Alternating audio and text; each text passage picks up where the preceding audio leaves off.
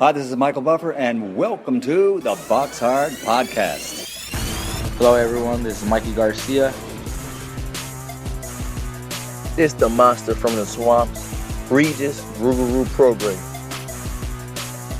Hey, what's up? This is King Carlos Molina, former IBF world champ. This is Michael, the Bounty Hunter, 2012 Olympian and your people's champ. This is Charlie Edwards, flyweight champion of the world. This is Fast Eddie Chambers, and you're listening to the BoxHard Podcast with my main man, Joey Coastman.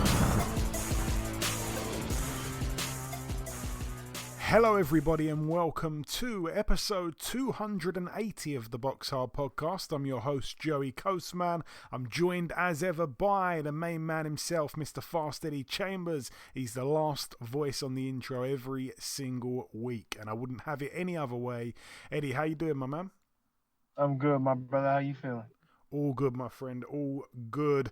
This is going to be quite an easy formatted show this week, I think. We're going to do the review part in part one. We're going to just have the one guest this week, which will be the former two-time world title challenger, Gavin McDonnell. He will be joining us in the middle of the show. And then, of course, in part two, we'll do the preview part and we'll get the news in there somewhere in the middle again. But anyway, with no further ado, let's get on to the review part. We're going to start here at the Wembley Arena in London, United Kingdom, of course.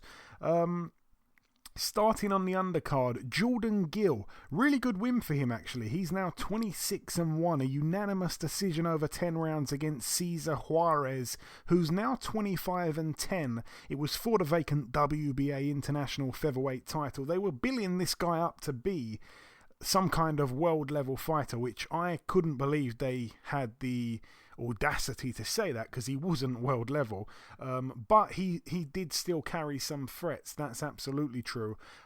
However, Jordan Gill, he seems to have really improved over the kind of last, I guess, couple of years. Ever since he lost his O, he seems to have really improved. And his last win before this, I think it was against Reece Bellotti. He's definitely clearly gone away and worked on a lot of his game. And it was another wide win for him in the end. And yeah, like I say, very much improving. You couldn't tell which one was the Mexican because of the way his hairstyle is. I mean, he used to pretty much have a skinhead, and now he's got this big bushy afro with a beard. He looks like a caveman. He has got a lot of different looks, Jordan Gill, but he's a fighter that you can quite easily be a fan of. I like Jordan Gill. Good win for him. Also on the card, we had Robbie Davies Jr., 20-3 now. He lost a majority decision over 10 rounds to Gabriel Valenzuela, who's now 23-2 with a draw. It was for the vacant IBF Intercontinental Super Lightweight title. Davies Jr. down once in the third round. Valenzuela had a point deducted in the fourth for hitting on the break. This was a fight where I actually thought Valenzuela could pull off the upset. I hate to say that because I really like Robbie Davies Jr. and he's been on the show and I wanted him to win, but I've got to admit, I actually fancied Valenzuela for the knockout upset after analysing his record. I thought he was a lot better than they were kind of, saying he was, I guess. He didn't really... he didn't really get viewed as a man that was going to pose much threats to Robbie Davies, and instead they were concentrating on the other Mexican who Jordan Gill fought. I think they had the Mexicans confused because this was the better fighter, I think, of the two Mexicans. And yeah, like I say, he put Davies down hard in the third round. He had a point deducted for hitting on the break in the fourth. I felt it was a little bit harsh from the referee. He was a 6-1 underdog for the KO, and the referee, by the way, it was Mark Lyson. He was absolutely dreadful. His performance officiating, absolutely dreadful. He took the point away really quickly from Valenzuela, but when it came to Robbie Davies, who just continued to rabbit punch consistently through the fight, all he kept doing was warning him, giving him a final warning about 10 times. His performance was terrible, and thankfully the right man in the end did get the decision. I was hoping that, clearly the referee was saving Robbie Davies from a 10-8 round. from a 8-10 round to him, if he took a point off Robbie Davies. So I was happy that in the end we didn't need those points, or I shouldn't say we, the Mexican didn't need those points to actually still win the fight. So that was one good thing. But yeah, he's gonna have to bounce back, Robbie Davies. He's having a bit of a tough patch, really. That loss to Ritson, of course, and yeah, I'm just not sure what's happening with him at the minute, but all the best to him. I like the guy. Moving up the card once again, Florian Marku with a good win here. He's now 8-0 with a draw. A TKO for him in the 8th round against Ryland Charlton, who's now 6-1 with a draw. Charlton, his corner threw the towel in the end in that 8th round. Marku was actually down himself from a left hook in round 6.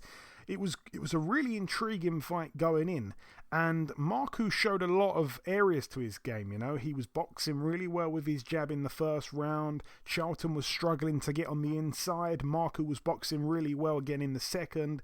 He caught Charlton as well with a good shot early in the round, but he didn't seem to jump on him. He was very patient, very relaxed, and I was just really impressed because he is known as a guy who comes out and tries to knock you out within a minute, and he was able to stay disciplined and box really smartly and cleverly for a vast period of time. Round 4, Marku landed a huge shot. I couldn't believe Charlton didn't go down. He was all over the place, trying to hold on, and the bell actually saved him badly in that round 4 there for Charlton. Round 5, again, more of the same. Impressive stuff from Marku. He was clever to not come out all guns blazing straight away in that 5th round. He came out patiently. He continued to box. So I gave him all of those first 5 rounds, but then in the 6th round, Marku, of course, goes down. It was a looping left hook from Ryland Charlton, absolutely out of nowhere. It seemed like Marku might have been tiring, so a 10-8 round for Charlton. All of a sudden, he was back in it. Round 7, Marku came out, though, and, he responded brilliantly to being hurt. He hurt Ryland Charlton badly in the dying seconds as well, and then in the 8th round, like I said, a towel got thrown in. Ryland didn't seem like he had much on his punches at that point. He was hurt, both his eyes were swollen badly. He was done. He had no chance of winning at that point, I don't think. So the corner, for me, did the right thing by saving their man there. I quite like the corner work there. And the main event, which was of course wow, this fight was the most, highly anticipated fight for me of the weekend. That's stateside as well. This fight we were looking forward to for over 2 years. I think it was originally supposed to happen, unbelievably, I think it was 26 months ago, I believe, when the first fight was supposed to have took place, and then it fell through on the day of the fight, but it did finally happen.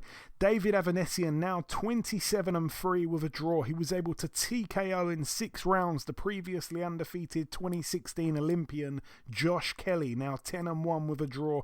Kelly was cut on the back of his head and above the right eye. He was down twice prior to that stoppage, and the towel came in the end in round 6. It was for the EBU European welterweight title. David Avanesian, a successful defense for him, and it was quite a strange ending because it seemed to all go wrong very, very rapidly for Josh Kelly. Round 1, Kelly was beating Avanesian to the punch in the first round. He was putting his punches together nicely. I really liked what he was doing. Round 2, Josh Kelly staggered Avanesian to the back foot with a left hook over the top. Avanesian did then seem to kind of get woke up, and he started putting it on Kelly, and he got some nice shots for himself, some big shots, but Josh Kelly was able to kind of get back to it, and that's where the cut happened on the back of his head in that second round. It was leaking down his chest and his back, so there was blood in front of him and behind him from that cut on his head. I wondered how he'd react to that as well, because there was a lot of blood. Round 3, a really close round for me. Both men had moments. I think I just about edged it to Kelly. Round 4, what a round for Josh Kelly. Absolutely toyed with Avanesian. He was making him miss. He was mocking him. He was totally schooling him in that round. However, Avanesian did cut Josh Kelly's right eye. I think it might have been from a head clash. But yeah, more cuts, more blood for Kelly's cut man to deal with at that point. Round 5, Avanesian for me won that round. I think that was probably the only round I'd given him to that point. He was really putting the pressure on Josh Kelly. Kelly did land some lovely shots himself, but for the most part, he was outworked. I had it 4-1 after 5 in favour of Josh Kelly. And then in round 6, wow, I mean, just as Avanesian was getting closer to Kelly, both Kelly's gloves touched down for the first knockdown. So it was one of those ones where he didn't actually go down, but both gloves touched the canvas. So he was given a count, and he was on his way to a 10-8 round, and Avanesian smelt the blood and went for the kill. He buckled the leg of Josh Kelly, and Kelly was just about on his way down as Adam Booth threw the towel in. An incredible, incredible statement there. He was an underdog despite being the champion, David Avanesian, and the experience that he has. You know, you cannot buy experience. Josh Kelly was a phenomenal amateur, undefeated pro, but David Avanesian, he's been out there in the States, he's boxed Shane Mosley, he's boxed Lamont Peterson. This is a guy who has for most of his big fights, been travelling on the road. He's been out to Spain and boxed the undefeated big punching Kerman Laharaga, who took apart people like Bradley Skeet and Frankie Gavin. This guy is the real deal. Josh Kelly, I think he can bounce back. I think his next fight, his comeback fight, will be a big one, because I think they have to be careful how they match him now. I still think he's one of the best welterweights we have in the country. I still think he's got such a bright future, but I don't know, it all seemed to unravel so quickly, and I just couldn't believe the towel came in. I was so shocked. But yeah, he can come back. There's big fights for him at welterweight. I think perhaps throw him in there with the winner of like McKinson and Congo, something like that. I don't think he should just fade away. He's still got so much to like about him. He's got a great style. He's got the looks, he's got the personality. He really has got it all. So yeah, I want to see him back. As for Avanesian, perhaps a world title shot for him. You know, he has done things the hard way. He's never had anything given to him. And yeah, even though the fight was supposed to take place 2 years ago, we all kind of felt that Josh Kelly, having this 2-year delay, it would probably be beneficial to him rather than David Avanesian, who I think's in his got to be in his 30s somewhere now, mid-30s, something like that. Josh Kelly's still a young guy. I think he's 26. So yeah, everyone thought it was going to be the right time for Kelly, but it wasn't to be. All the best to him. All the best to David Avanesian. Both guys friends of the show. That's it for the Wembley Arena. A lot to talk about there, of course, like I say. Moving out now to the Mohegan Sun Casino in Connecticut, USA. This one was on Showtime. On the undercard, going to fly through this as quick as possible here. Rashay Warren with a win. He's now 18-3. He was able to beat Sharon Carter, who's now 12-4.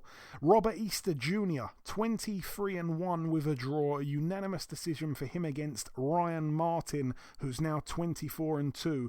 I really liked Ryan Martin's corner as well. They were telling him no BS. They were literally telling him how it is. They were really, really frustrated with him. It was just a night of many, many upsets. Like I say, we spoke about Robbie Davies getting upset, even though he was the challenger. Josh Kelly in some ways was upset. And then, coming out here, I think Robert Easter against Ryan Martin was somewhat of a close-ish fight on paper before the fight. But I just don't know what it is with Ryan Martin. I think he's got all the tools, but when it comes to fight night, it just seems like he can't quite get the recipe right. He's got all the ingredients, but he's useless with making something of them when it really matters, it seems. But a good win for Robert Easter. I want to see him in a big fight. He seemed to have disappeared after losing to Mikey Garcia a few years back, and he's not really done much since. So it's a good name for his record. Zachary Ochoa, 21-1 going in against Juan Velasco, who was 22-2 going in. This was an interesting one because Velasco is very much an opponent.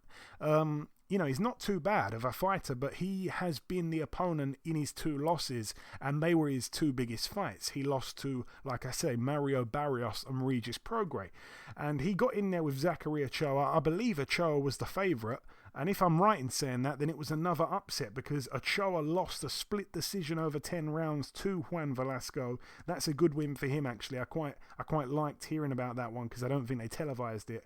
The main event... In fact, no, sorry, not the main event. Just before getting onto the main event, a heavyweight scrap. I'm going to come to you, Eddie, here. Otto Wallin now 22-1. He took on Dominic Breazeale, who's now 20-3. A unanimous decision in the end for Otto Wallin.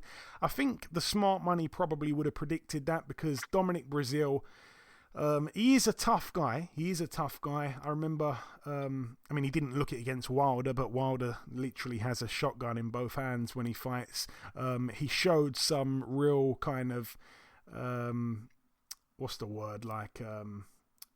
stubbornness against Anthony Joshua. I think he went down a few times, kept getting up, and it was a fight where I think he may have even took Joshua the longest he'd gone at that period of time. But yeah, Wallin, he's not the biggest puncher, but he's quite active for being a big guy, and he's got a style that I think could be troubling to some of the guys on that fringe level. Right after the fight, I said I wouldn't mind seeing him fight Joseph Parker, someone like that.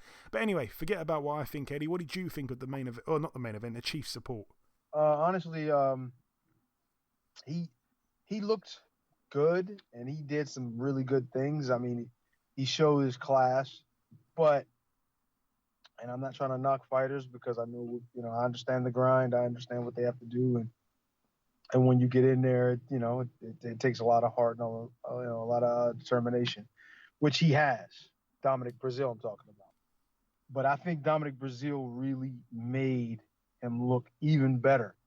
He made him look like he's a real live contender, which, yeah, he is. But, he made him look, I think, even better than that. Like, I know there's probably a lot of people out there, I seen J-Rock comment on it, Julian Williams comment on it, like, oh, I got to add him to the list of guys I want to watch more because, he looked so good and he was so dominant in most of the fight. And at the end, you started to see the fight kind of play out. So where Dominic Breazeale would actually start connecting, he started going to the body a little bit more, but he was just so wild and so out of place and so slow that it was really making it easy for him to pick him apart. Because even if you're slower and you close the gap and you figure out you start landing shots to the body, you start doing, those types of, you like kind of maul them, make it a hard fight, make it a little ugly. You can have some success, which he started to do, but it's just the way that it was happening. Like he was throwing wild shots, almost like his eyes would be closed. He was turning away from punches. Like, look, I'm not trying to, throw dirt on the guy right now in this situation, but the reality of it is, when you have the amateur background that he had, you went to the level he did in the amateurs, and then you've been to the levels he's been as a pro and fight for the title twice, you should not look like that, no matter what weight class you're in. And Otto Wallin just did what, he just took what was there. You know what I mean? And say it was open and he took it. There were so many, he could not miss with the left hand. His understanding range better, obviously, than Dominic Breazeale was obviously a real weapon in that. He would periodically, though, one thing that bothered me a little bit about Wallin is that he would get on the ropes. And I think that he needed to move like he was moving, but I feel like he should stand up to him a little bit more. Because the shots he was throwing, you could see him. So what's the point in going backwards when, you know what I mean? Maybe that's his style. Maybe that's how he likes to do it. But when he fought Tyson, he was coming forward. So it was a different kind of thing. But it just made him look so much better. The kid did look good. He did some good things in there. The shots he was throwing, a lot of the moves he was making. It was smart move. He fought smart. He won. He did what he was supposed to do. But Breazeale just had a rough night out there. And that's really, at the end of the day, what I thought was the difference in the fight is that just Breazeale was just not ready. I'm not going to say he didn't come to fight, because he did. He tried. He really put a lot of effort in. He took a lot of punishment, but it just didn't look like he had his A game when we're talking about skills and IQ on the night.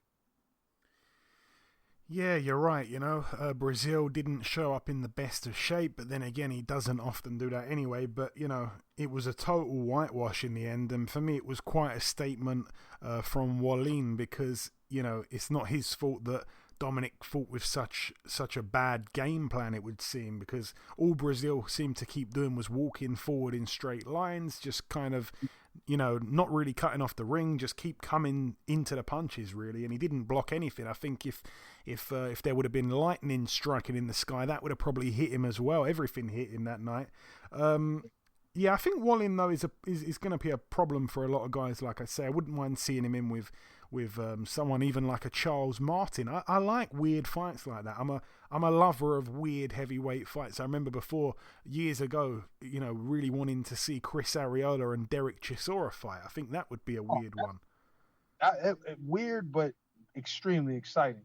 Like, that would have been a great fight to watch. I mean, I agree with you on that one. I mean, a great fight to watch if you want to see them, just somebody beating up on each other, two guys beating up on each other, because that's exactly what that would have been. But I think it would have been a good fight to watch. Yeah, I like those kind of obscure fights with the heavyweights at the back end of the top 10. Like, if you mix, I could sit here all day talking about weird styles and stuff like that in the heavyweight division. But yeah, Brazil, badly bruised eyes. Wallin just frustrated him from early on and just completely outgunned him. The main event, Adrian Broner, he was back. A win for him. Quite controversial in a lot of people's eyes, by the way. He's now 34-4 with a draw. A unanimous decision over 12 rounds against Giovanni Santiago, who has lost his O. He's now 14-1 with a draw. Santiago was deducted a point for hitting after the bell. Can't remember what round that was now, but I think Broner hit him first after the bell, then he retaliated. So the commentators were saying that perhaps both guys should have had a point deducted there, but they only took one away from Santiago. But even with the point deduction, the unofficial scorer, I think it was Steve Farhood, he still gave the fight to Santiago, and we saw what Broner thought of his scorecard afterwards when he said F Steve Farhood. So what did you think of Adrian Broner's his return comeback fight there, Eddie? He's an enigma. By the way, let me just say, there was actually a round, I think it was round 1 or something like that, where he won the round, I think on 2 out of the 3 judges' scorecards, and according to the punch stats, he didn't even land a single punch. Yeah, I saw that. Anyway, sorry, go on. Strange. That was strange. but yeah, he's just one of those guys, man. Has so much talent, man. He just it's unbelievable to see a guy like him just let his talent kind of go to waste, because he just, I'm not gonna say he let it go to waste, because he did, he did some things, and in his career he's been a 4-time world champion. So it's been he's had a career.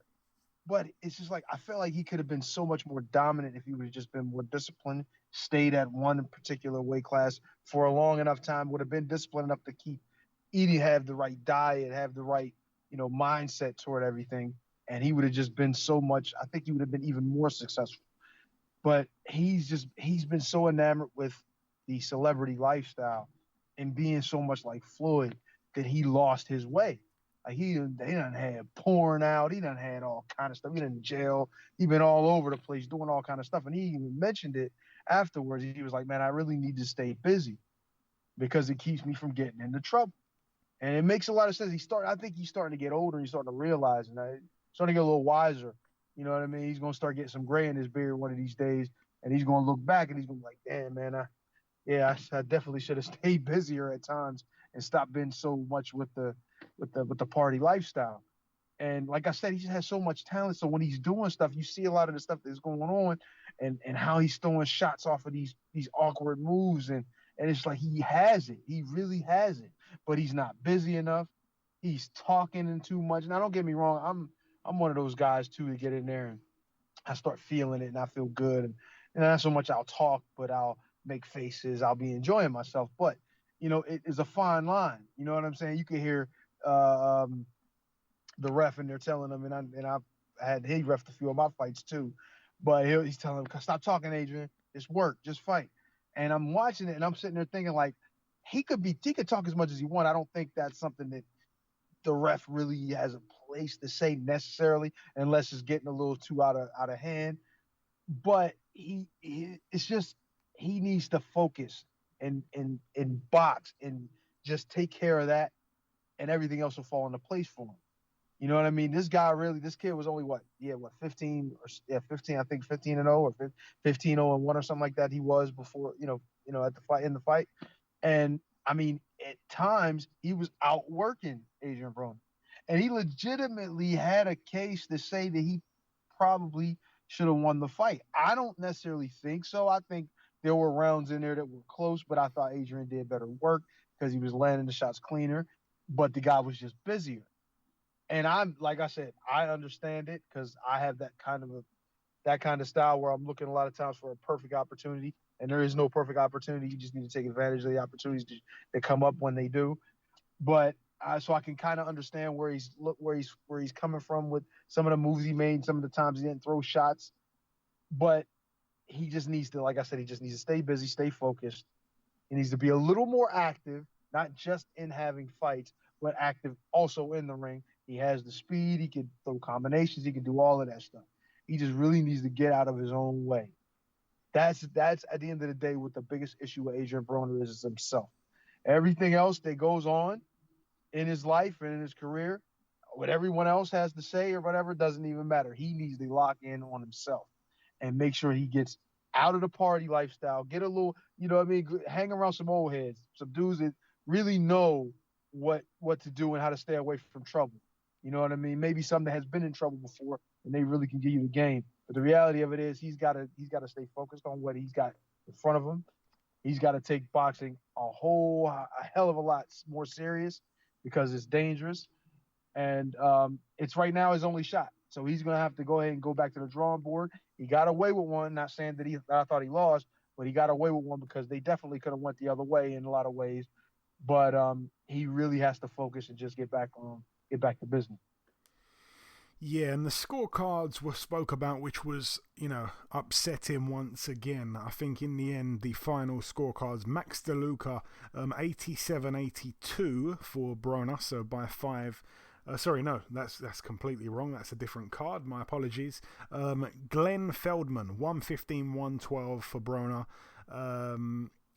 The other judge, can't remember his name, he had it 116-111, which some people weren't happy with that. And then the final one, the most widest of all, 117-110. I mean, these scorecards did not reflect the fight itself. One thing you said last week, Eddie, that I really liked, and we're going to move on from this now, but you said that, Adrian Broner tried to be Floyd Mayweather before he was really even Adrian Broner, and that I really understood the meaning of that. That was such a really powerful statement. I really liked that description that you came out. That was a brilliant line.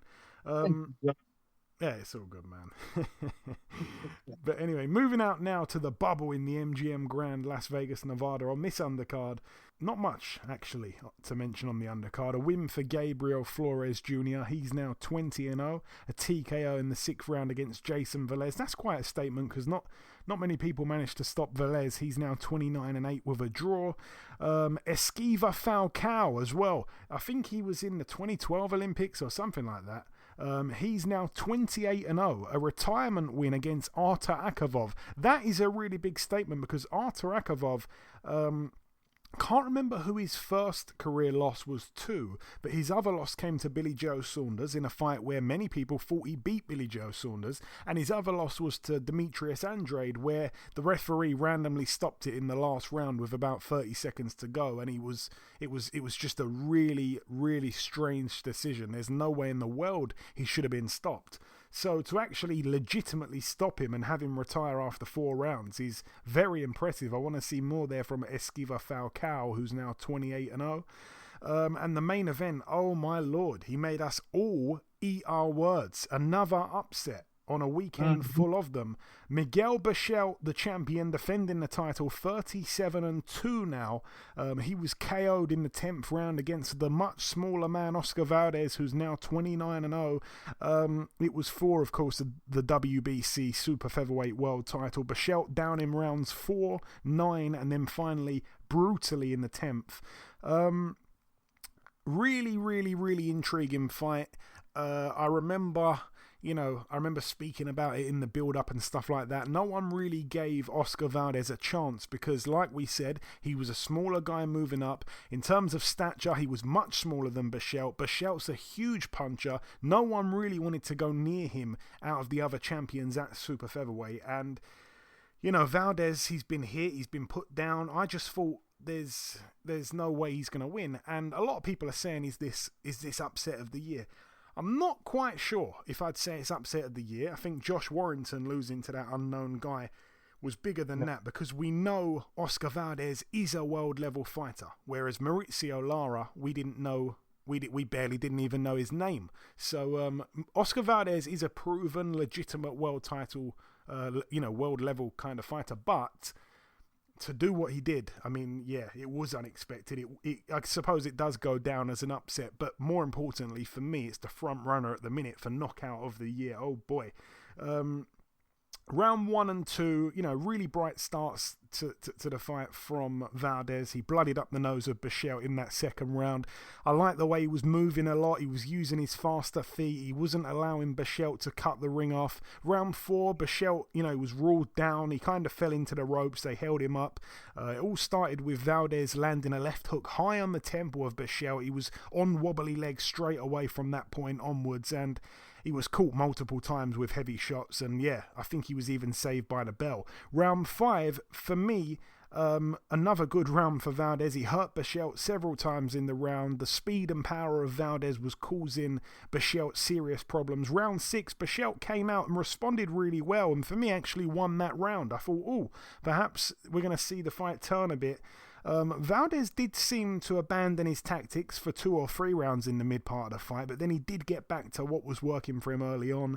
Valdez was even switching stances right in the thick of the action during the fight. In the 9th round, Valdez dropped Bichelt properly this time for me. A right uppercut and a left hook, followed by 1 or 2 more as Bichelt was on the way down. And then, like I say, in the 10th and final round, wow is all I can say. Right on the bell as well to finish the round. Bichelt was lunging at Valdez. He was missing, and Valdez was walking backwards and ducking as Bichelt was, throwing these rights and left hooks, walking forward. And Valdez just popped back up with a huge left hook, devastating knockout. Bichelt was on the floor. He wasn't moving for a few seconds. It was a scary KO. I think we're probably not going to see a better KO all year. Best performance of Valdez's career for me. I would have even said before the fight, I think he's a little bit shot. He's been in so many wars. He's been down a bunch of times against guys he shouldn't have really been down against. And I thought he'd get stopped. He was really disciplined. He boxed like I didn't think he could box. What an incredible performance. Such a smaller guy. He was absolutely brilliant. Him against Shakur Stevenson is a fight that everyone now wants to see. And based upon that, I tell you what, I wouldn't want to bet against Valdez. I'm not saying I'm betting against Stevenson. I'm saying I would not want to bet against Valdez. I didn't think Valdez would have any defense. I thought he'd be getting hit a lot. He was incredible. And he's obviously linked up with Canelo's training team. I forgot the guy's name now. But, what a stable they've now got of Mexican badasses, I'm going to say. They're all incredible. I thought it'd be a firefight in a phone booth, but he boxed and moved, and I don't know. It was like, who is this guy and what have they done with the usual Oscar Valdez? I still forgot the trainer's name, but Eddie Reynoso. Is it Reynoso? Yeah, I think Eddie Reynoso. I think he's got a son as well. What's the son's name? I think, is Eddie the older guy? I think Eddie's the dad or whatever. Anyway, the Reynosos. Wow, they know their stuff. Eddie, I'm sure you must have seen the KO or more of the fight aside from the KO. Unbelievable. I seen the knockout and I was like, damn. Because I remember what I said, and it was more because I really didn't have a lot of information on him.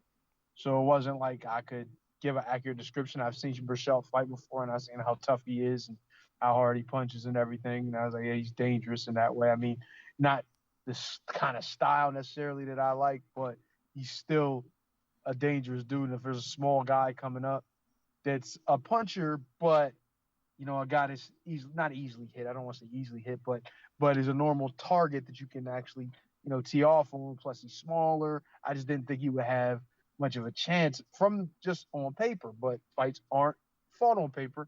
Obviously, they're fought in the ring. And when things happen, as they do, like these shocking results, is basically on when a guy makes an adjustment and who's better at adjusting. And obviously from, from what I've seen and what I've heard and just the result of the fight, he obviously made the adjustment better. So when he came in there, and he obviously surprised the hell out of this guy, Burchell. But man, from what I seen, and the knockout was as advertised, it was a crazy knockout. But yeah, man, he shut a lot of people up that night. Yeah, absolutely. And the final fight to mention of the review part, a strange one in Russia, actually, at the Vegas City Hall. This one took place on Saturday the 20th. Fedor Chudanov, 23-2. Another fight where I thought he is probably going to win on points or he's going to lose on points. It's definitely going the distance. He boxed Isaac Chilemba, the teak tough. I think he's South African, I think, Chilemba. Anyway, 26-7 with 2 draws going in. A lot of people were scoring the fight on Twitter. I didn't actually watch it, but I knew that it's just a weird fight. Why would Chudanov want to fight someone like Chilemba? No one ever looks good against Chilemba, especially someone like Fedor Chudanov. So it was a weird fight from the off, and it ended in a draw. And a lot of people, like I said, that were scoring it on Twitter had it to Chudanov. And Chudanov, he gets decisions that I don't think he deserves sometimes. So we all expected in Russia, he's going to get robbed. They're going to easily rob Chilemba, who is always in the opposite corner, really. He's always in the opponent corner, So, yeah, he's a bit of a B-side type of guy. I thought they'd rob him, but actually it ended in a draw when perhaps Chudanov should have just won fair and square. But yeah, that's that one. That is it though for the review part. Just before we wrap up part 1, the final thing to do is to welcome our sole guest on this week's podcast. Ladies and gentlemen, please welcome the former European Super-Bantamweight champion and 2-time world title challenger. It is, of course, Mr. Gavin McDonnell. Gavin, welcome back on the show, my man. It's been a while. Yeah, it has, mate. Yeah, it's nice to be back doing these interviews and back on the scene. Absolutely, it's great to have you back. So, Gav, we last spoke in August of 2018. It was just before that Danny Roman fight. Obviously, you went out to Chicago. You left it all in the ring, which everyone expected you to do. You gave it your best. The scores were close on 2 of the cards, but ultimately you were stopped in the 10th. Just give us a couple words on that. Another big fight for yourself. Yeah, a world title fight out in Chicago. And I mean, I left it all in the ring, and end of the day, sometimes you just beat by the better man, and Danny Roman, that night he were better than me, and fair play to him. You know what I mean? He got the win and defended his title. Yeah, and I think since then he's kind of proved that he's, a really good fighter. Obviously he's lost the belt now, but, a very, very good fighter. I don't think he perhaps was known, especially to UK fans, as much back then. Obviously, you've come back with 2 wins against Jamie Spate and Nathan Kirk. Come fight night, though, you'd have been out the ring for 15 months. Your opponent actually boxed twice in 2020. What do you know about Andoni Gago, Gav? Yeah, he's European champion. He has been, well, obviously with this pandemic, he's been champion for a while, so I've been mandated to fight him, I think, for a year. I've watched his videos, his tapes. He's a lot shorter than me. He's not as experienced. I think a lot of things stack in my favour. And obviously he hadn't chosen to fight me. I mean, a lot of his fights, he's picked who he wanted to fight and whatnot, but he's got to fight me. So we'll see how he is up against the best. And I remember him boxing Lee Selby a few years back, but since losing to Selby, I think it's fair to say he's improved quite a bit. The fight is obviously taking place in Barcelona in his backyard. That's something that's not in your favour. Have you got any qualms about travelling out there, Gav? No, I mean travelling don't phase a lot of fighters. I mean it don't us. We've been travelling on the road. We've been all over. Do you know what I mean? It's and as well, there's no crowd, so it's different if you're going into someone's backyard and they've got 5,000-10,000 of their fans, and you've just got a couple of family members in your team. Then it's different. But this is a fight could be anywhere in the world. Do you know what I mean? bottom line is his corner team and my corner team and TV production. So that's it. So it's as fair as it comes. It's in Barcelona, but it could be anywhere really. And as I said, I think he's improved since losing to Selby. Like you say, he's European champion. He's been champ for a while. Does it give you that excitement that I'm guessing you probably need at this stage in your career, Gav, fighting to become a 2-weight European champion, which I think maybe 1 or 2 people have ever done before in the UK? Yeah, this. You know, when you've been up there, you've had all these big nights, and then when you get beaten, you sort of like get forgotten about and stop getting talked about. And obviously with this pandemic, and we don't know when you're fighting. So to have it all again, it just makes me appreciate it. More than anything, I'm just enjoying it, like just taking it all in my stride, enjoying it, because for a year it's been taken away, the fight game. I'm training all the time. I mean, that's always in me. I love training. So I've always been active, not so much in boxing gym, but at home. I've been training, so it's nice to get fight news, and it does give you that little bit more motivation, what you need. And look at the title I'm fighting for, European title. To win it once was massive. That was my goal. But to do it again at 2 weights, I mean, it makes it special.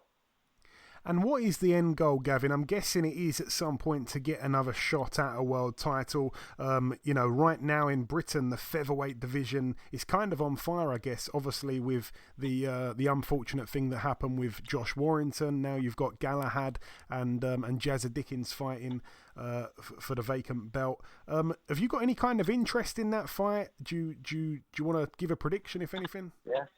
Yeah. I mean, it's a good fight. I mean, it's sad what happened with Josh. I mean, fair play to Lara, but Josh got beat, and then obviously it goes down to next two, which is Kid Gallagher and Jazza. So the belt will be staying in UK, and the kid I'm fighting, I think he's ranked 4 or 5. So them two are fighting for vacant title, and then I think there's another kid, and then Andoni Gago. So when I beat him, all going well, then I should bump up the rankings, and it should put me in line there for a fight against them. So, I mean, the goal's still a world title, so it always has been.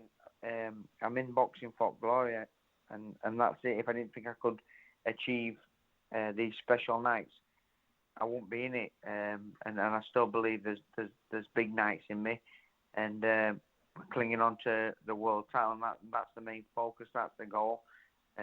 So we'll pick this European title up, and then we'll see what options are. And I've got to ask, how's your brother Jamie getting on? I remember speaking to him just before he went out to Japan to fight Inoue, but I haven't spoke to him since. How's he getting on, Gav? Yeah, he's doing well. He's just like everyone else, just plodding on with life. It's a missing gym. He comes down, does a week or two, and then obviously we went back to work doing plastering, just like everybody else. Pick tools back up while it's all going off, and all going well, he can get some momentum in gym and get a fight day himself. Okay, fingers crossed. That'll be an exciting comeback as well. I saw you did some rounds with young Campbell Hatton. Obviously, you know, it's going to be just huge public interest seeing his career develop. Just give me a couple words. What was that like? How bright do you think his future will be, Gav? He's very good, young Campbell. It was nice to go down there because obviously we've just been in our gym, so we went down there with Matthew and Campbell and a couple of Ray and Lee. We went down and done some sparring. It was nice to get some outside sparring, and just seeing young Campbell, like, it'd be nice to get another. I said to him while I was down there, it's not like another Ricky Hatton because you're your own fighter and whatnot, but like to get somebody who could have the following like that, you know, like the Josh Warrington, he will get momentum, but to have someone like that, and I said to him, I'd be following him all over, all going well, and he is a good fighter. Do you know what I mean? He ain't even had a fight yet, and he's a good little fighter, so I'm looking forward to watching his progression, and I'll be there supporting him all the way. Yeah, brilliant words, as we all feel the same. Just finally, Gav, before we let you go, if you've got any closing words, like I say, it's been quite a while. It's been over 2 years since we last spoke. If you want to sign out with any words to the listeners, or you want to thank any sponsors, or whatever you want to do, the floor's yours, my friend. Yeah, I mean, the sponsors will come on board for this fight. I mean, in the current situation, I mean, I'm humbled by how much people want to support me. Like, everyone's out there just breaking by. Do you know what I mean? Like, businesses are going under. The amount of support I've had from businesses. I mean, we've had a lot of interest coming on board to help me. And it's like I say, it's only my dream. It's nobody else's. But everybody seems to be wanting to help me, and I can't thank them enough. Come fight nights, I mean, they'll be plastered all over my kit, so you'll see them all. But you can't thank your sponsors enough. They all know who they are. And but like as well with the fans, I mean, all going well, we can get boxing back to where it was. It's just like we can just cancel 2020. We may as well just erase it.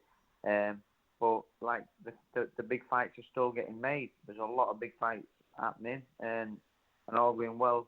I think it's June. We can start getting crowds back, smaller show boxing, and really get back to where we are. So fingers crossed, and we can be back where we were. We all have our fingers and toes crossed for that one. But listen, Gav, it is an absolute honour having you back on. Like I say, it's been such a long time. Everyone that's listening to me, Friday 26th of March, that's when Gav returns to the ring. We'll all be behind you, supporting you to become a 2-weight European champion, and I'm sure we'll speak sometime after. Yep, we will do, mate. Okay, now it's time for part 2 on this week's show. This part, of course, the news part of the show. We're going to start here with the fact that we have a new date for Jamel Herring against Carl Frampton. Not only a new date, but also a new country. It is taking place no longer in the United Kingdom in London. No. It's now heading to Dubai on April the 3rd. So all the best there to both guys. May the best man win. Zach Parker, he has signed a promotional contract with Frank Warren. That's really interesting because he's number 1 in the WBO in the super middleweight rankings. So he's actually very, very soon going to be called mandatory for Billy Joe's title. So he perhaps is going to be in line to fight the winner of Billy Joe and Canelo. It seems like Frank Warren has signed him, and now he's going to be chasing after his former fighter, Billy Joe. But I like Zach Parker. Very, very good fighter. Undefeated. Honestly, he gives a lot of people problems. Povetkin versus White 2. That's been postponed, which is very unfortunate. It was going to be on March the 6th. It's been postponed to March 27th. So 3-week delay there, and it's been moved once again to another country. It's no longer taking place in London. It's now taking place in Gibraltar. So that is quite interesting. Also, Maxie Hughes takes on Paul Hyland Jr. That one's going to be for the vacant British title on March the 19th. That is a MTK Global show. Callum Johnson has signed with Frank Warren as well. It's another big move.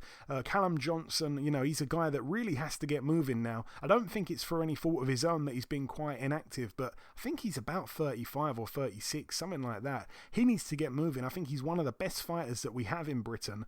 Way capable of winning a world title. Probably the best light heavyweight in the country, bar none. So he needs to be pushed on, and he needs to be pushed on in big fights. It's a shame though, because there's a lot of fights domestically that I think people want to see him have, but for me, I think he needs to kind of look at world level, because he deserves to be up there, and I think he's probably world ranked. He's got to be world ranked. I remember him dropping Baturbiev. Not many people do that, but then he ended up getting stopped, and he's a great fighter. But again, in Frank Warren's stable, you've got Anthony Yarde, you've got Lyndon Arthur, so there's big fights that can be made within that stable. And we know that Frank Warren doesn't mind matching his guys against each other. That is it for the news part. Moving on now to the preview part, starting here with a fight that's taking place tomorrow night, Friday the 26th of February. It's taking place at the East Cessnock Bowling Club, I believe, in New South Wales, Australia. It is a return to the ring for former world champion Sakio Bika. He hasn't boxed since 2017, so he's back after 3.5 years-ish out of the ring. Yeah, all the best to him. He takes on Adam Stowe, who is 6-2 with 2 draws. I remember he was supposed to fight Nigel Benn, of course, but that never ended up happening. Moving out now to New Zealand. This one takes place on Saturday. I think it's probably going to be around about midday UK time, maybe even earlier, maybe about 11 in the morning. Joseph Parker, 27-2 for the vacant WBO Oriental heavyweight title against a man that beat him in the amateurs, Junior Farr, the undefeated 19-0 heavyweight. That's a big fight there in New Zealand, on pay-per-view in New Zealand, but it's on DAZN in the US and the UK now. John Parker as well, the brother of Joseph, the undefeated brother. He's 5-0. He's in a 4-rounder on the undercard. Moving out now to the Copper Box Arena in Hackney Wick, London. Over here, a Frank Warren card. We have Tommy Fury on the undercard, 4-0 undefeated. No opponent listed just yet. It's apparently a 4-rounder. Sam Noakes as well. He's 4-0. He's in a 6-rounder against Delmar Thomas, who's 5-0. Somebody's O must go. Casey Kadimi, he is 8-0. He takes on Ilyas Ahmed, who's 7-2. That one's over 10 rounds there for the vacant IBF European Super-Flyweight title and Kadimi's WBO European Super-Flyweight title. He is trained by John Tandy, so all the very best to Kadimi. From myself and Eddie. And the main event, Anthony Kakachi, 18-1, a defence here of his British Super Featherweight title against the very gutsy and game Leon Woodstock, 12-2. If nothing else, Woodstock usually turns things into a fight. My only problem is when he boxed Zelfa Barrett, he wasn't really able to close the gap and he got picked off quite a lot and it was a little bit uncomfortable. Zelfa Barrett boxed unbelievably. Now Kakachi can stand and punch, but he also can box and move, so it depends which option he's going to opt for. If he decides to box and move, it might not be pretty, but if he comes for a war, then it really will be brilliant. Leon Woodstock, I think, has said that he's going to be, having a real all-action fight, and I think he even made reference to Hagler Hearns. So that's it's not a very wise thing to do actually before a big fight. He's got a lot of living up to now after saying that. Moving out now stateside to the Shrine Exposition Center in Los Angeles, California. Over here on the... No, nothing really to mention on the undercard. The main event, Anthony Dirrell, 33-2 with a draw. He returns to the ring, I think, for the first time after getting blasted out by David Benavidez. I say blasted out. I think he took David Benavidez about 9 rounds. I tell you, I've been trying to get all these people on the show recently, like this week particularly. I tried to get David Benavidez on. That doesn't look good right now. Or it's not going to happen this week, perhaps in the coming weeks. I tried to get Anthony Dirrell on, and I've not managed to pull that off either. Both guys got back to me, but really busy schedules. He's in a 12-rounder against Kyrone Davis, who's 15-2. I remember, Eddie, when Anthony Dirrell was with us in the dressing room, when he came to see Clarissa's opponent getting her hands wrapped, which was kind of weird. Like, it was weird, wasn't it? Because, like, 2 women are fighting, and you've got a pro fighter who's a world champion in Anthony Dirrell coming to inspect the hand wrapping, and then you, a former world level heavyweight, fought for the world title, going to watch Clarissa get her hands wrapped. It was funny. It was cool. And yeah, moving out now to the Hard Rock Stadium in Miami, Florida, USA. This is the final card to mention. It is Canelo Fight Week. 54-1 with 2 draws. Canelo puts his WBC and WBA super middleweight world titles on the line against Avni Yildirim, who's 12. Sorry, not 12. It's a 12-rounder, of course. He's 22. No, third time lucky. 21-2. Avni Yildirim, a lot of people are not happy with this one at all, Eddie, and I don't think you're probably going to be too familiar with Yildirim, so I'll give you a little bit of a backstory. He was undefeated. He's a Turkish fighter. He was undefeated. He went into the World Boxing Super Series and he was a bit of a dark horse in the tournament. And in the very first round of the tournament, so like the quarterfinals, he came up against Chris Eubank Jr. Now, Chris Eubank Jr. was able to knock him out with relative ease, and everyone basically said, okay, this guy is no good. I think it was quite early as well. I think it was, just quickly checking, the third round he got stopped. He lost everything before that as well. Since then, he's come back with, a couple of mediocre wins. He actually, his last win was against Lalenga Mock back in 2018. It was a majority decision over 12 rounds. Many people thought that he actually was done a favour by picking that one up on the scorecards. His last fight, Eddie, work this out for me, please. His last win was in 2018 against Lalenga Mock, who is, I think, 47 or something like that, and it was very close, majority. That was his last win. Now, he had a fight after that, and he lost to Anthony Durrell. That's his last fight, 2019, February. So just over 2 years ago, he lost his last fight to Anthony Durrell. How on earth has he managed to get into a mandatory position for Saul Canelo Alvarez? Explain that. Listen, you know what? You know how to explain it? It's the business of boxing.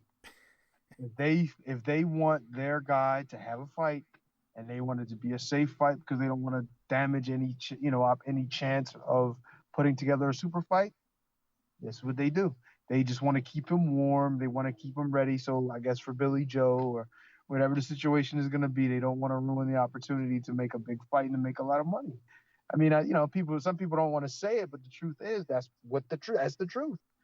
You're going to put a guy in there that couldn't even beat a guy that, I don't want to say that Eubank Jr. is not a class fighter, because he is a good fighter. He's talented and all. But, I mean, I don't think he has a good enough shot at beating a Canelo. But you're going to put the guy that he stopped in 3 fairly easy in with Canelo. Why would Canelo even waste his time doing this? Because he just wants to stay warm and stay active so he gets ready for the next fight. They're looking way past this dude. They're not even thinking about this guy. It's just another guy for him to look good against, make a couple $1 million and go off into the sunset for a while. That's just the way this business is. It's like, trust me, there's so many things that I've seen, so many it's just so many fights that I've scratched my head like, why would he even fight him? But then you look at what happened with Josh Warrington fighting a guy basically in the same kind of a mode. Just like, why would you even fight him? It's a waste of your time. Then he loses to him. I don't think there's any chance of that happening here, but the reality of it is things like this happen all the time. You know what I mean? These kind of fights are made all the time. You get a little a guy. It's not a mandatory, but it's a voluntary matchup that you want. Somebody you need to look good against them. You're going to make you look even more dominant, and then you get the big fight, and then it sells more money. It's more tickets and just gets more people interested. That's all it's about. Trust me. That's it. Nothing more. Do you remember Eddie? Do you remember Nathan Cleverly? Do you remember him? Yes, I do remember him. Now, he was like a good fighter, obviously. He beat Bellew and, he was a world champion. And he decided, and you probably will know this, but you might not know the backstory. He was a world champion. He got a few defenses. He decided that he's going to defend his title against this undefeated but very much unknown Russian. But he had home advantage. But they didn't know much about this Russian, so they decided, he's an easy pick. So they, it wasn't a mandatory, it was a voluntary, and they picked out a Russian by the name of... not Usyk. No. Who was it? I know that was a while ago, so that had to be... Who was the Russian? I'll tell you. I do remember that. I do remember it, but I just can't remember. The Russian smashed him to pieces and took the belt, and then had the belt for a long time and defended it successfully a number of times.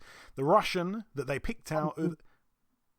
Go on. Was it Jirov? No, it wasn't Vasily Jirov, was it? No. Eddie, you're going way back. Listen, let me just say, they chose this Russian out the top 15 rankings. Who's this guy? Never heard of him. He's probably no good. Sergei Kovalev. Oh, come on. I do remember. Like, why? Oh, yeah, that's right. They were fighting at 75. What am I thinking? My bad. Bad. And you know what? That's what happens. You just pick somebody out of the hat. Like, oh, yeah, him. Close your eyes and point at a name in the book. Oh, yeah, give me him. That's the dumbest shit you listen. I learned this early. You don't look at your opponent's record. You look at his record, but you look at the guys he fought and who they fought, and then who they fought. So you can really get an idea of who he really is. Now, doesn't always tell the story. You know what I'm saying? Like you don't. But if I you like don't, that really, saying. Huh? I like that saying that they say records are for DJs. I like that saying. Oh, that is a yeah. That is a. You know how many man? One of the first times I've ever seen this in my career that I've seen a guy lose a fight to a guy who was like 5-5-1. This guy was. His name was I forget what was his name. He's from my area. Fielding was his last name. I think it was right. Now he was supposed to go in and dominate this guy, knock him out, and the guy was 5-5-1. And then I watched, and I'm like, man, the main guy that's supposed to be so good. It was a main event. Got beat down by this 5-5-1 guy, who obviously had better opposition than the guy who was 15-2.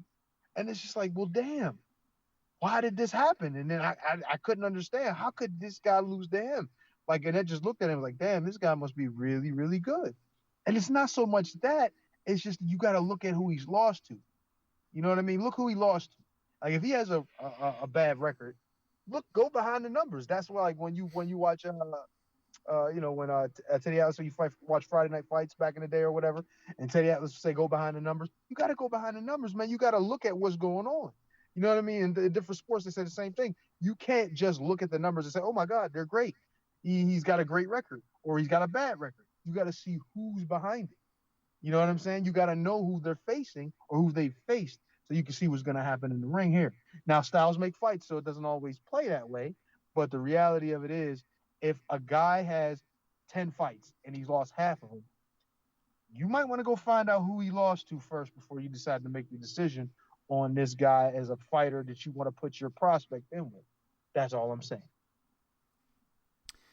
Yeah, but, getting back on track, that was a strange defense. I remember another one, and I'll keep it really quick here. I remember Darren Barker when he was world champion, and I think this is a true story, but if someone wants to check with Darren, then ask him. But I'm pretty sure this is a real story. He was a world champion, then all of a sudden, someone in the rankings, they reached out to him and said, I want to fight you, blah, blah, blah. So this guy who I'm talking about, his people reached out to Darren Barker's people, which was Eddie Hearn and stuff like that. I think maybe his training team, Tony Sims at the time.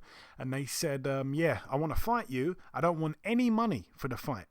All I want is about 10 ringside seats. I don't want any money. I just want the opportunity to fight for the title. Now, when Darren Barker heard this, he's like, what? This guy's crazy. I'm going to have all the money in the pot? Yeah, let's do the fight. Well, when his training team did what they do best and did a bit of research and realized that the man that is asking for the shot is Gennady Golovkin, they turned it down. Yo, that just made me laugh. Yo, that's just funny because it's like, if somebody's that confident to say, hey, look, man, don't even give me money. Just let me get the opportunity for the title. I just want to see if I have what it takes to win the title. And you find out, like, wait a minute. I heard of this dude before. Oh, yeah, he's a world beater. Like, you know what? Let's leave him alone. Let's hold on to this gold a little bit longer. That's just the way it goes, man. That's crazy. If I ever heard somebody say that to me, I'm definitely going to go behind the numbers and check these people out. But yeah, they obviously turned down the fight on his behalf, and I think he says that's like the best thing the best thing that has ever happened in boxing, that they've turned down that fight for him. That was a very, very clever choice, considering what he went on to do. But anyway, back on to the previewing. 2 or 3 last fights to mention. In fact, 4 last fights to mention on the undercard of the Canelo Yildirim card. We have Mark Castro. He is a prospect to look out for. He's 1-0 in a 4-rounder against Raul Corona. Stay away from him. 2-3. Also on the card, Diego Pacheco, the undefeated prospect, 10-0. He's in an 8-rounder against Rodolfo Gomez Jr., who's 14-4 with a draw. Zili Zhang, he is the undefeated 6'6" Chinese heavyweight who won a silver medal in the 2012 Olympic Games. He is 22-0 in a 10-rounder against Jerry Forrest, who's 26-4. I'm not sure if there's any money to be made on Forrest, because I think he'd be a big underdog, but he can either show up or blow up, I guess is the right thing to say. He is, he was quite bad against Carlos Takam. People behind the scenes told me that he would beat Carlos Takam. He was terrible, so I'm not sure he's going to be able to put it all together, but could be interesting because Zhilei Zhang, not everyone's too high on him. And then the final fight to mention on this undercard, Julio Cesar Martinez, the Mexican massacre, they should call him, because he absolutely destroys everyone. He is 17-1, defending his WBC World Flyweight title against McWilliams Arroyo, so a guy with quite a bit of experience at that top level. He is 20-4. Be a good fight, actually, this one for Julio Cesar Martinez, but even still, I don't see him coming unstuck. He is another guy involved in that Reynoso training camp with Canelo, and he looks unbelievable since linking up with those guys. But yeah, that is it though for the preview part of the show. We did the reviewing, we welcomed our sole guest, Gavin McDonnell. We did the preview part and the news just before that. That's it from myself and Eddie. The final thing to do will be to come in with the outro, which I'll do in just a few seconds.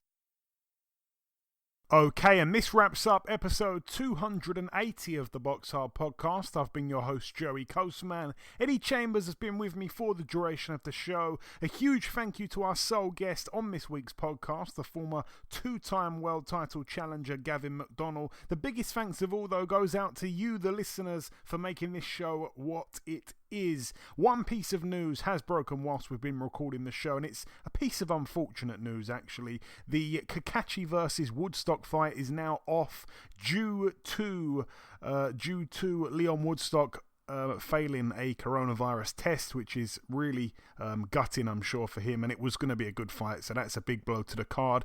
They are currently looking for a replacement for Anthony Kakachi, but if they can't find anyone, then Casey Kadami will be elevated to the main event, so that would be good for him. But that's about everything from myself. Remember to tell a friend about the podcast. Enjoy your weekends, people. Stay safe, and we shall see you all again next week.